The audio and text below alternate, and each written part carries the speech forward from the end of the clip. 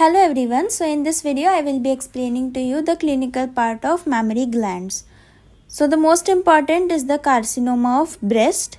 So the site is the upper lateral quadrant. That is why in the previous video I had told that the anterior and central group of lymph nodes are majorly involved in spread of carcinoma, because they lie along the axillary tail of Spence, which is nothing but an extension of this quadrant. Okay. Another important point is that the first lymph node that is draining the tumor containing area is called the sentinel node. Now let us look at the symptoms and complications. So cancer cells, they will penetrate the suspensory ligaments. Okay. So due to this penetration, there is going to be damage to the suspensory ligaments. So now when these ligaments are damaged, what will happen is that the breast will become fixed. It will not be able to move. Okay. Then contraction of the ligaments will lead to folding of the skin or puckering of the skin. Okay. Next is the infiltration of lactiferous duct or fibrosis of lactiferous duct. Fibrosis is nothing but scarring of tissue due to any damage. Okay. What will happen because of this? There will be retraction of nipple.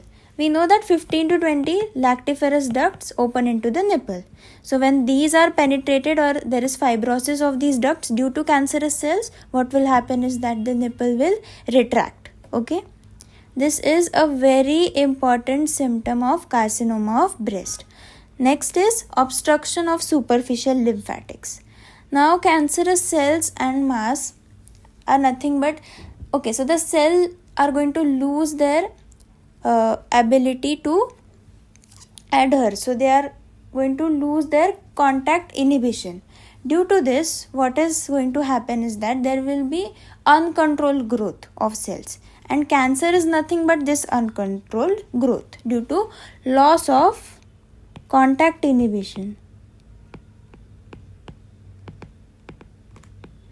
Now, when there is going to be uncontrolled growth of cells, obviously there is going to be blockage of certain lymphatics and certain vessels. So what happens is when the superficial lymphatics are obstructed, we can see edema and the breast appears like a pewdy orange. Okay. Now let us look at the spread. Now before the spread, let me tell you two important concepts about cancer. First one is that cancer is of two types, benign and malignant.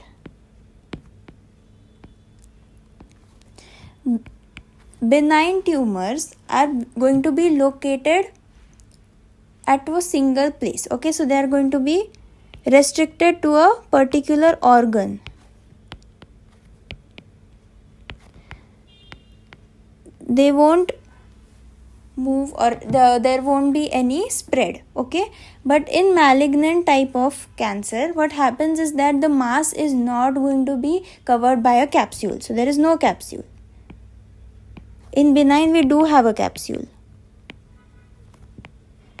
Now we know that in malignant there is no capsule, so the cancer cells can migrate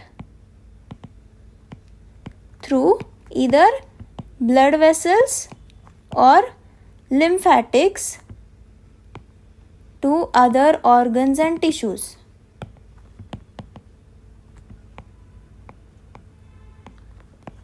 Now, when these cancerous cells are going to migrate to other organs and tissues, what is going to happen is that they will give rise to a new tumor here.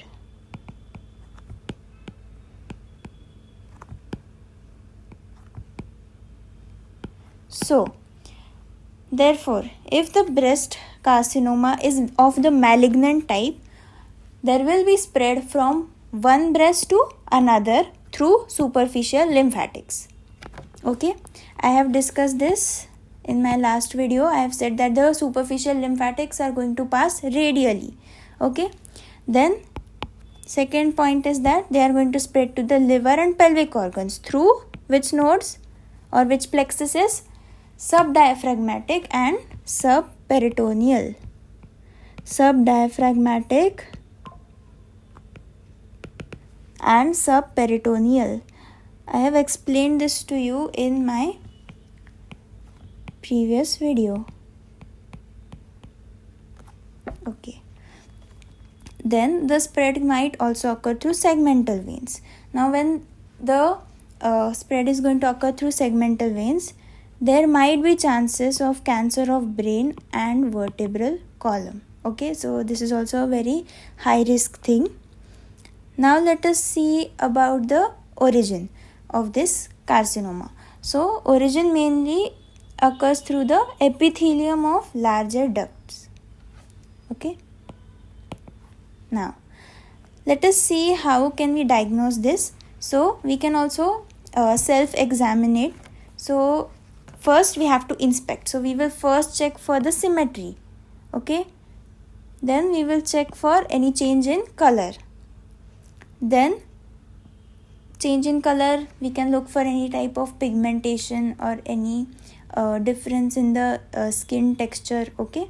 Then most important sign, which is retraction of nipple. Okay.